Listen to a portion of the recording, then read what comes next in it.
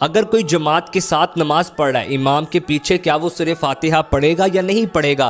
بڑا اہم کلپ ہے، اس کو اپنے پاس سیو کر لیں۔ یاد رہے کہ امام چاہے اونچی قرات کر رہا ہے یا آہستہ قرات کی جا رہی ہے، جب آپ امام کے پیچھے نماز پڑھ رہے ہیں آپ نے سورہ فاتحہ نہیں پڑھنی، آپ نے قرات کرنی ہی نہیں ہے۔ نبی پاک علیہ السلام کی واضح حدیث موجود ہے، صحیح مسلم کی 904 905 نمبر حدیث ہے، سنن نسائی کی 922 نمبر حدیث ہے، سنن ابن ماجہ کی 846 نمبر حدیث پاک ہے۔ ان ساری حدیث کا خلاصہ یہ آپ چیک کریں، نبی پاک علیہ السلام کی حدیث پاک کا مفہوم ہے کہ امام بنایا ہی اس لیے گیا کہ اس کی پیروی کی جائے۔ جب امام تکبیر کہے فکبروا، تم تکبیر کہو، اور جب امام ولضالین کہے تو تم آمین کہو۔ اب سوال یہ پیدا ہوتا ہے جب امام قرات کر رہے ہیں ہم نے کیا کرنا ہے؟ اسی حدیث میں سنن ابن ماجہ کی 846 نمبر حدیث میں فرمایا کہ جب امام قرات کرے وَإِذَا قَرَأَ فَأَنصِتُوا، جب امام قرات کرے تو تم خاموش رہو، خاموشی کے ساتھ قرآن کی تلاوت کو سنو۔ اور ایک وقت تھا کہ صحابہ کرام امام کے پیچھے قرات کیا کرتے تھے، لیکن یہ حکم پہلے تھا،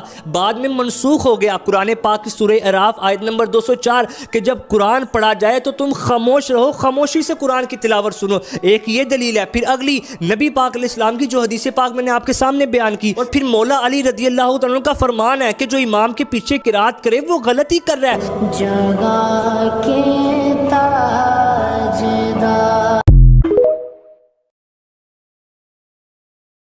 اگر کوئی جماعت کے ساتھ نماز پڑھ رہا ہے امام کے پیچھے، کیا وہ سورہ فاتحہ پڑھے گا یا نہیں پڑھے گا؟ بڑا اہم کلپ ہے، اس کو اپنے پاس سیو کر لیں۔ یاد رہے کہ امام چاہے اونچی قرات کر رہا ہے یا آہستہ قرات کی جا رہی ہے، جب آپ امام کے پیچھے نماز پڑھ رہے ہیں آپ نے سورہ فاتحہ نہیں پڑھنی، آپ نے قرات کرنی ہی نہیں ہے۔ نبی پاک علیہ السلام کی واضح حدیث موجود ہے، صحیح مسلم کی 904 905 نمبر حدیث ہے، سنن نسائی کی 922 نمبر حدیث ہے، سنن ابن ماجہ کی 846 نمبر حدیث پاک ہے۔ ان ساری حدیث کا خلاصہ یہ آپ چیک کریں، نبی پاک علیہ السلام کی حدیث پاک کا مفہوم ہے کہ امام بنایا ہی اس لیے گیا کہ اس کی پیروی کی جائے۔ جب امام تکبیر کہے فکبروا، تم تکبیر کہو، اور جب امام ولضالین کہے تو تم آمین کہو۔ اب سوال یہ پیدا ہوتا ہے جب امام قرات کر رہے ہیں ہم نے کیا کرنا ہے؟ اسی حدیث میں سنن ابن ماجہ کی 846 نمبر حدیث میں فرمایا کہ جب امام قرات کرے وَإِذَا قَرَأَ فَأَنصِتُوا، جب امام قرات کرے تو تم خاموش رہو، خاموشی کے ساتھ قرآن کی تلاوت کو سنو۔ اور ایک وقت تھا کہ صحابہ کرام امام کے پیچھے قرات کیا کرتے تھے، لیکن یہ حکم پہلے تھا،